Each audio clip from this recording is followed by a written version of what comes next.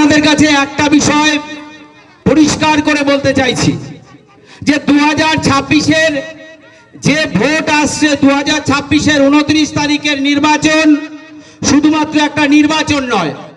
কারণ কোন নির্বাচন হয় রাজনৈতিক দলের বিরুদ্ধে, কোন নির্বাচন হয় রাজনৈতিক একটা সংস্থার বিরুদ্ধে।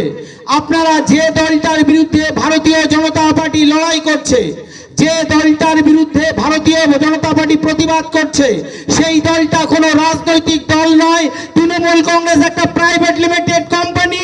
তারা তোলাবাজি ছাড়া এই বাংলার বুকে আর কিছু করেনি। তোলাবাজি তাদের এক নম্বর কাজ, যে কাজ তারা করে।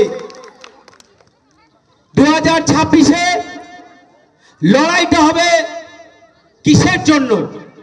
আপনার 2026-এর লড়াই হবে আপনার জাত ধর্ম বাঁচানোর জন্য। ওপার বাংলা থেকে যারা এপার বাংলায় এসেছিলেন, এই বিস্তীর্ণ অঞ্চলে হিঙ্গলগঞ্জের এপার থেকে শুরু করে এপার ভবানীপুর থেকে শুরু করে প্রতিটা অঞ্চলে, যোগেশগঞ্জ থেকে শুরু করে শামশেরনগর থেকে শুরু করে সান্ডেলবিল অঞ্চল থেকে শুরু করে প্রতিটি অঞ্চলে যারা এসেছিলেন, তাদের কারো না কারো নারীর চোখ ছিল ওপার বাংলায়, শব্দ ছিল ওপার বাংলায়। ওই বন্ধু যারা শুনছেন দূরে দাঁড়িয়ে শব্দযন্ত্রের আওয়াজ, তাদের ছিটির মণিকোটায় একবার স্মরণ করে দিতে চাই। ওপার বাংলায় তো গোলা ভরা ধান ছিল, বড় পুকুর ছিল। সেই পুকুরে চৈত্র মাসের দিন জাল ফেলে মোটা কাতলা মাছ ধরতেন, লাল হয়ে গেছে। সে কাতলা মাছের কথা মনে আছে? মনে আছে পুকুরের উত্তর পাড়ে বড় কদবেল গাছ ছিল। সেই কদবেল গাছে বড় বড় কদবেল হতো, আর গরমের সময় দাঁড়িয়ে সেই কদবেল মাখা খেতেন, সে কথাও মনে আছে।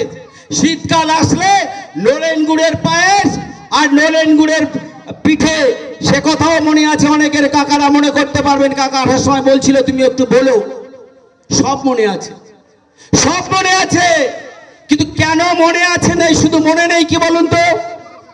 ওপার বাংলা থেকে রাতের অন্ধকারে কেন চলে এসেছিলেন? কেন চলে এসেছিলেন ওপার বাংলা থেকে এপার বাংলায়? ওপার বাংলায় কি ভাত ছিল না?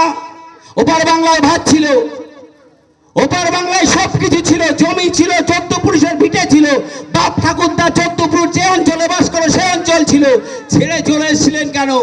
একটাই কারণে চলে এসেছিলেন, সেটা জাত রক্ষার জন্য। ওই মায়ের শাখা আর বোনের সিঁদুর, সোনের সিঁদুর আর মায়ের শাখাকে রক্ষা করার জন্য ওপার বাংলা থেকে রাতের অন্ধকারে পালিয়ে চলে এসেছিলেন।